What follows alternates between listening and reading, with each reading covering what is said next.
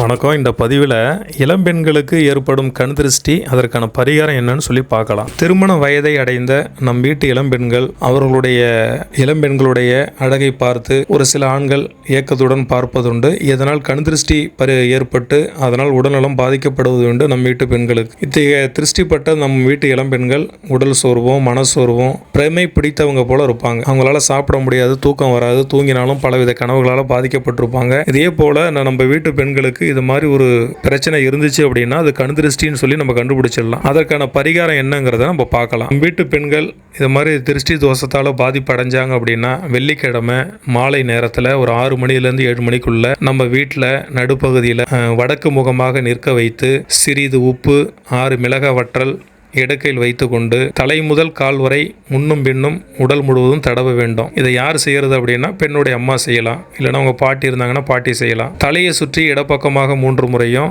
வலப்பக்கமாக 3 முறையும் சுற்றி அடுப்பில் போட்டு விட வேண்டும். பிறகு இதே போல மேற்கு முகமாக நம் வீட்டு பெண்ணை நிற்க வைத்து படிகாரத்தை தடவி அதே போல சுற்றி அடுப்பில் போட்டு விட வேண்டும். அதே போல தெற்கு முகமாக நிற்க வைத்து இதே போல் கற்பூரத்தை தடவி இதே போல மேற்கண்டவாறு சொன்ன மாதிரி சுற்றி அடுப்பில் போட்டுவிட வேண்டும். அதே போல் கடுகை துணியில் கட்டி நல்லெண்ணெயில் நனைத்து வரட்டின்னு சொல்லக்கூடிய ராட்டின்னு சொல்லுவாங்க, ஒரு சில இடங்களில் வரட்டின்னு சொல்லுவாங்க. இந்த பசுவின் சாணத்தால் செய்யப்பட்ட அந்த வரட்டி ராட்டி அது மேலே அந்த கடுகை துணியில் கட்டி எண்ணெயில் நினைத்ததை மேலே வைத்து கொளித்து எரிய விட வேண்டும். இதை கையில் எடுத்துக்கொண்டு அந்த பெண்ணு அந்த கண் திருஷ்டி பெற்ற பெண்ணை கிழக்கு முகமாக நிற்க வைத்து ஒரு மந்திரத்தை சொல்லணும், நம்பிக்கையுடன் சொல்லணும்.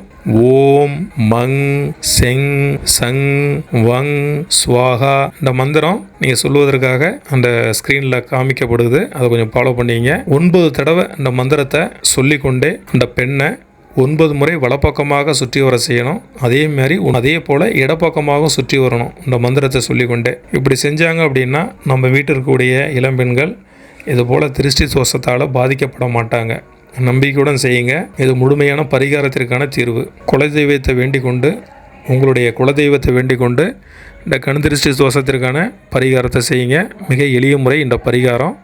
இதனால் நம் வீட்டு பெண்கள் இந்த தோஷத்திலிருந்து பாதிக்கப்படாமல் இருந்து அவங்க வாழ்க்கையை அடுத்த கட்டத்துக்கு கொண்டு போகிறதுக்கு இது மிக உதவியாக இருக்கும்.